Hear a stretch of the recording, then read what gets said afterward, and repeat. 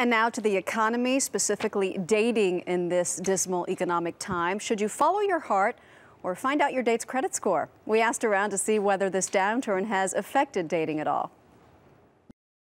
Prior to the recession, you might talk about it maybe if you get engaged. I've been married for 2 years now. We got married in October of '06, so that conversation probably would have to have been very different in 2008.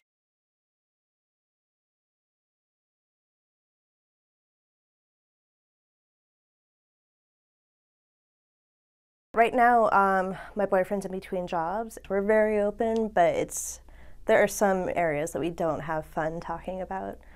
I have to say, I think my dating life has improved given the recession. Instead of going to a really expensive meal, I went on a date last night to Central Park at 3 a.m. You date because it's exciting and fun, and you get to go experience new places and eat at new restaurants. And then now all it seems like my boyfriend and I are doing are changing into sweats when we get home and watching reruns of House. I think that this is a time where you really can see if people are ambitious, if they're creative, if they're resilient too, and I think these are qualities that are much more important than if a person has money. Joining us now, Brent Kessel, author of It's Not About the Money, a financial game plan for staying safe, sane, and calm in any economy, and Dr. Christine Whelan, author of Marry Smart, the Intelligent Woman's Guide to Finding True Love. Good morning to you both. Good morning. Good morning. So when do you think we should have the money conversation, and what should that conversation include, Christine? Well, on the first date, it's probably not the time to be bringing up money. It's a time to get to know somebody. You want to get to know somebody off paper, not just about comparing resumes and credit scores, but really getting to know their personality. Of course, if you've just been laid off, this is going to be topic A, so you've really got to tread carefully in those early interactions. What do you say, Brent? Well, I've had this conversation with clients who are in their first few months of dating where my client is wealthy, let's say, and the person she's dating is not. And I've had it with people who've been married for 25 years. The important thing to me is that there are two elements to the conversation. The first is to recount an emotionally charged experience you had with money that led to the way you handle money today. And the second is to talk about the practicalities, sharing credit scores, pay stubs, tax returns, investment statements, to make sure that you get everything out in the open and lay a good foundation for your future. The first point that you make, I think, is so important. It's not necessarily how much money you have, but how you handle the money that you do have. Christine, absolutely. You agree? And your ideas about ambition, about perseverance, about drive.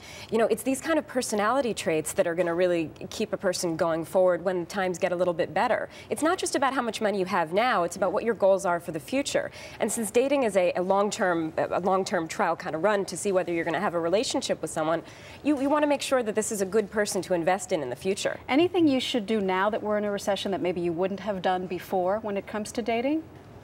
Well, the key thing in a recession is when people get stressed and anxious about money, they tend to stick to their old tried and true habits like intensely. So if I'm into retail therapy, I'm probably going to do even more of that.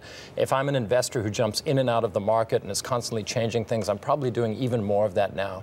So people's money types really come out in a big way in a recession. You can learn a lot by paying attention. Let's talk about that. You identify 8 money types in your book. Yeah. The four that you say are most prevalent are the guardian, who's always alert and careful, the pleasure seeker, who prioritizes the here and now, the saver, who seeks abundance through security, and the innocent, who believes and hopes that life will work out for the best.